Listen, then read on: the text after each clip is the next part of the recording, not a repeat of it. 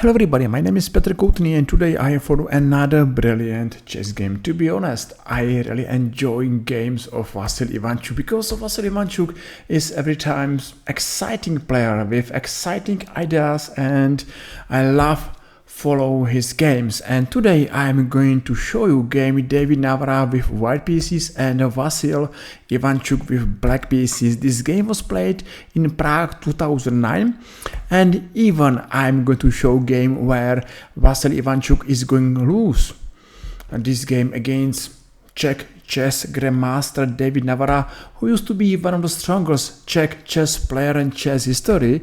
I'm sure that you're going to enjoy this game and this video, and let's follow this game because still chess is a beautiful game and even sometimes we're losing or winning, at the end it's a fun and it's a joy to follow the game of the top chess players of the world. So for one more time and for the last time, I will tell you that David Navara is playing with white pieces and Ivanchuk, chess legend and my lovely chess player, is playing with black pieces. And now we are following Greenfeld defense with move g3 and g6, and still we are in the middle of the theory.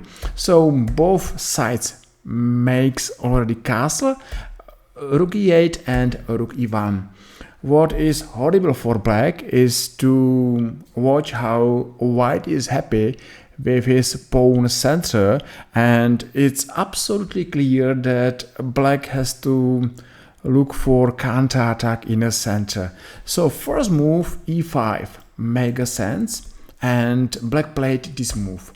d5, of course, what white is interesting at most is to keep his center advantage, and for this reason he pushed his pawn for d5 square, and after knight a5 e4 black has to strike for one more time a center.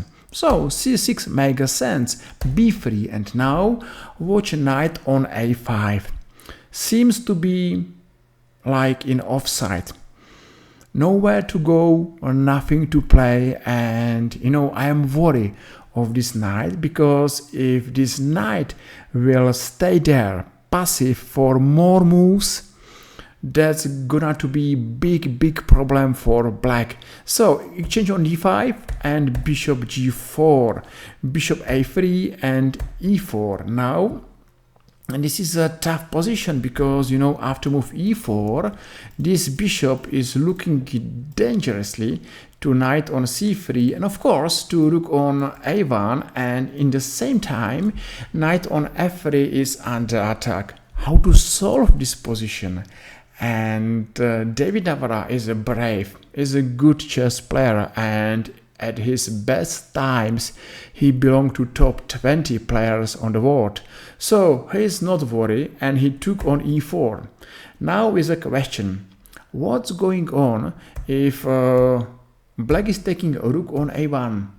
And I think that this is a typical losing mistake because without this dark square's bishop, black's king is a dead king, and I'm going to show this variation. Hope you're going to enjoy and hope you don't mind to see this typical position where black is missing his dark square's bishop. So now check or checkmate on f6 is a big threat, and maybe right now black is asking why I took a rook on a1, because yes, of course, black is missing bishop on g7, who is a great defender of black's king and dark squares around him. So knight d5, and I think knight e5, rook d1, and now take, knight g4. That's a game over for black. Yes, this exchange on a1, it's not worth of bishop on g7, and that's a nice, because sometimes we're looking to have material advantage, and of course everybody knows that rook is much more expensive than bishop, but sometimes not. And exactly here I am absolutely sure that black's bishop on g7 is the most important piece for black, and for this reason Vassal took on d5, and that's a good move. Of course, now makes sense to place a rook to c1, knight c6 and knight d6, and maybe this position was underestimated in black point of view, because yes, even black managed to destroy white's strong pawn center, he is still maybe too passive, or at the other side white is too active, and white's pieces are doing great job. So Vassal took on e1, check of course, and now rook b8, and here black is losing pawn, and in a top level to play position with pawn down is same like losing a game. So David took on b7. Yes, this knight is hanging, and of course that's a threat to black's queen. Take, and 2 against 1. So there's a typical pawn advantage, and if white's got time, he will push his pawns to b4, a4, b5, a5, and that's the most typical winning plan, to play for your pawn majorities. And you will see that maybe since now till end Vassal Ivanchuk is out of chance. Even he will fight because he's fighter, and he hates lost games, and he's still fighting till end, and he's going to play. So he played a rook d7, now knight c3, take on f3, and knight b5, queen c1. Of course there is a threat to play maybe rook c8, and that's a big threat. So Vassal is careful and played queen e8. Okay, to take on a3, it's game over because of this move, as you could understand. Vassal played queen e8. If you playing a winning position, it's important to follow winning plan. Play simple chess. Avoid all complications and do your best to win what is winning. At the other side, if you have problems, if you are under pressure, or if you have feeling that your opponents got advantage, it's good for you to go for complications.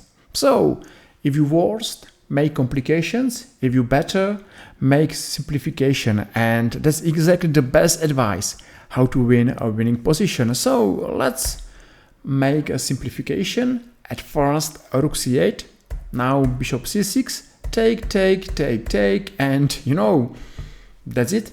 2 bishops against a knight and bishop, and 2 against 1. So extra pawn, and this position is terrible hard for black to not resign immediately. Extra pawn, 2 bishops, no counter attack, no counter play, and only bad position. Okay, maybe many players right now are going to resign, but Vassal Ivanchuk is going to fight, and you will see knight c3, bishop d4. Okay, another attack. Now knight d1, f4, bishop e3, take, check, and after bishop e4, Vassal won a pawn back. But what's the price for this pawn? Do you think that David Navara missed something? No way. He played beautiful move bishop d3, and knight is locked, and there is no more moves for this knight, and that's a typical move when bishop is stronger than knight. And that's something what is good to remember, how bishop is going to outplay a knight. So since now till end, black is playing something like piece down, and this is a simple winning position. So for many reasons it's good to watch this game till end, how David Navara is going to beat Vasil Ivanchuk after a brilliant game. Yes, I'm enjoying this game because it looks like David was not playing a weak move. He played well and he's going to win against chess legend as Vasil Ivanchuk of course is. So just go forward, f6, g4, and one day black will be out of moves because knight is out of moves, and even g5, take, a5, take on g6, and beautiful finish, h5, h6, h7, and king g7. Of course, now Vasil Ivanchuk designed it. Interesting game where we saw center, nice tactic attack, and at the end a really bad knight.